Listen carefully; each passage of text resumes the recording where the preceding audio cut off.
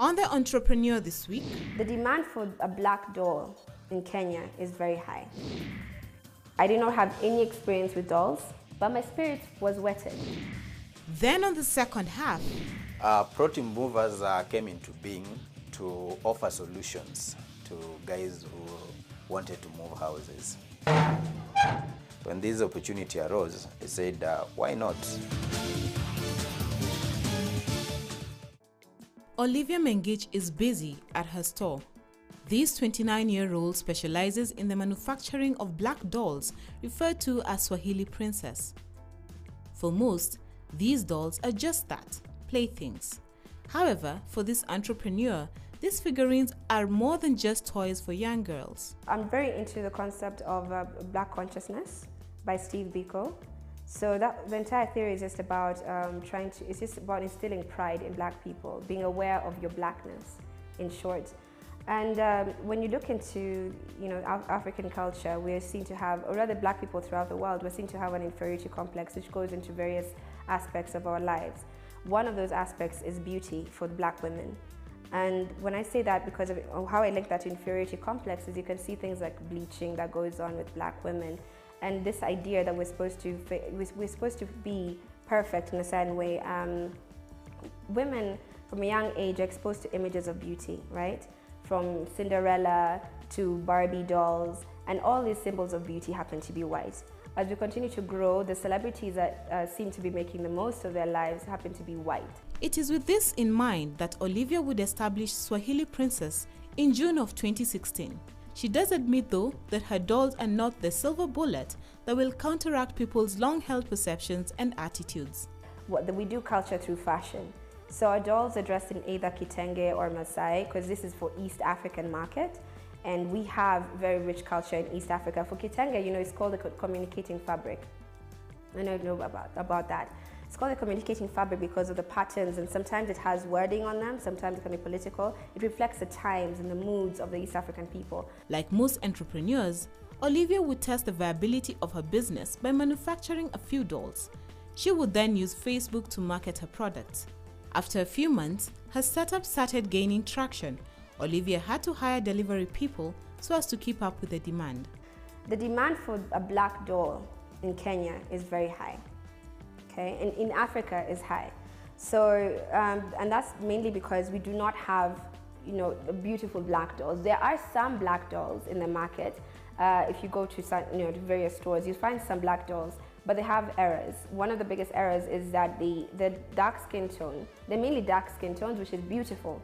But the problem is that the dark skin tone that they have created does not look like us. It doesn't really look like human skin. It looks more like clay. It's dull. It's not a real black tone. And then you find also that they have blue eyes.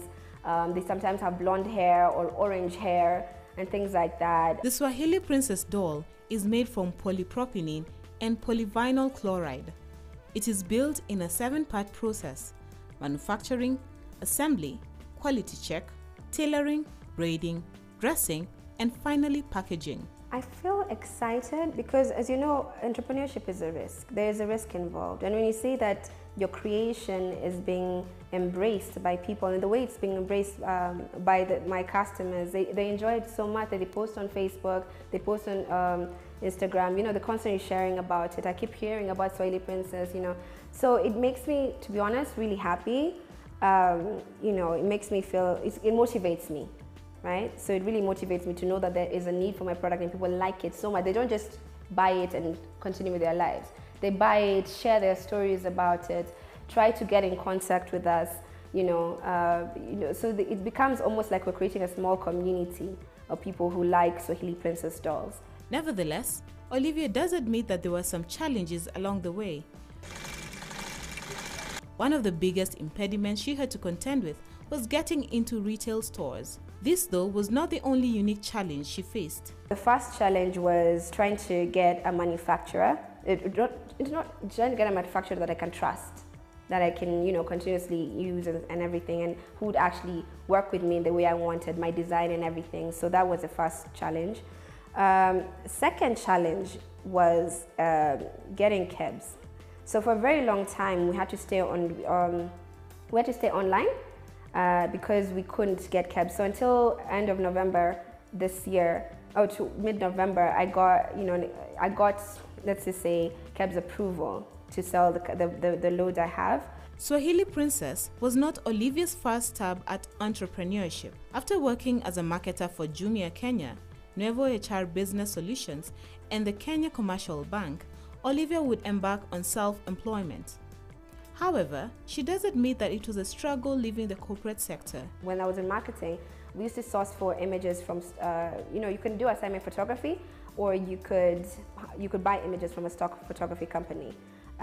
So I would buy images from Shutterstock and iStock, and the issues were that, these images, we needed to have black images, right? But there's different types of black, and African American black is what you find in stock photography companies. And so this image didn't look like Kenyans, and I thought, well, you know what, companies really want to buy images that look like us, because if you want to talk to your audience, you have to make sure that what they're looking at reflects them, that it really speaks to them. So that was my first business that I started. In order to improve her entrepreneurship skills, Olivia would enroll for an MBA in entrepreneurship from Gibbs.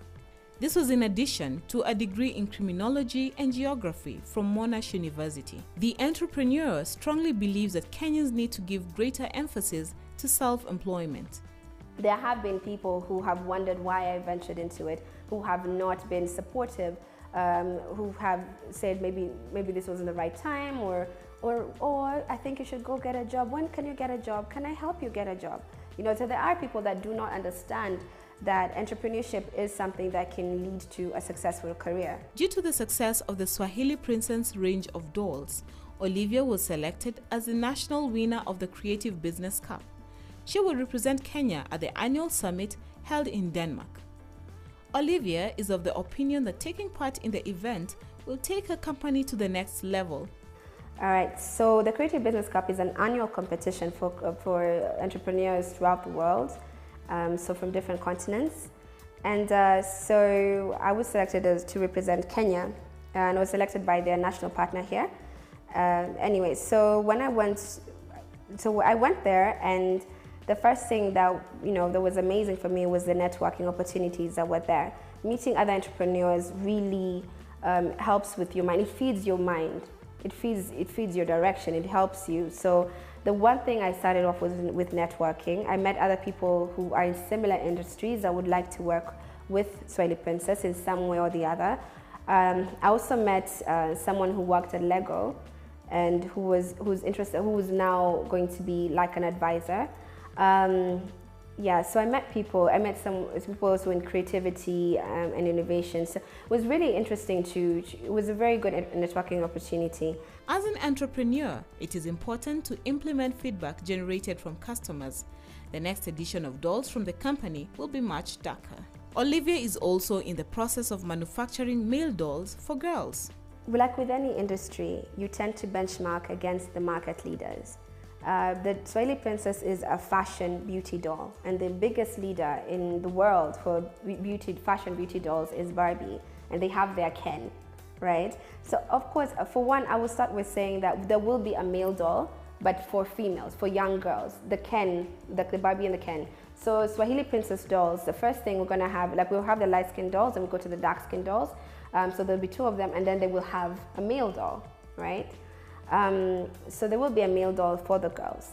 Now, boys, right? So the first thing I have to say is that girls are attracted to dolls, right? They help us, they help young girls to talk about their daily lives, to emulate, what they want to do. They just play with them to reflect what's going on in their daily lives, their dreams, So girls are attracted to dolls. Boys are more attracted to cars and that kind of toy. So because of that, there's a larger gap with the dolls for girls. Swahili Princess products are marketed through social media platforms like Facebook and Instagram. The main reason for this is that they are a young business, and most of the clients they target use these mediums. The enterprise currently has 4 full-time employees and a further 5 who are outsourced for their specialist skills. When I see photos of young girls playing with my dolls, I get so excited because I understand what that means for them, what that means for their development, what that means for young girls who are seeing with doll, who are looking at a pretty doll that looks like them and that looks like their sister, who looks like their mommy, So that's it. I just get so inspired when I see these young girls playing with these dolls, and that's what motivates me. She hopes that soon her dolls will be a permanent fixture in stores around the East African region.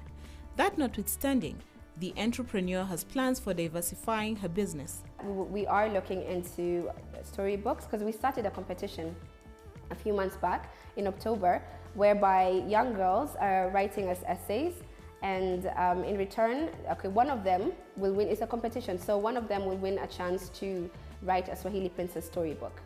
Because I believe that the best people to write a book for children is children, because they are more imaginative than we are. And also it's a good way to promote literacy amongst young girls. So the competition is for girls between the ages of 10 to 14. We've not finished it. So that's the next thing, is the Swahili Princess Storybook. So what advice does Olivia Mengich have for aspiring entrepreneurs? First, go for it, follow your deer. 2, bootstrap it. And 3, go to market. Don't go away, the entrepreneur will be right back.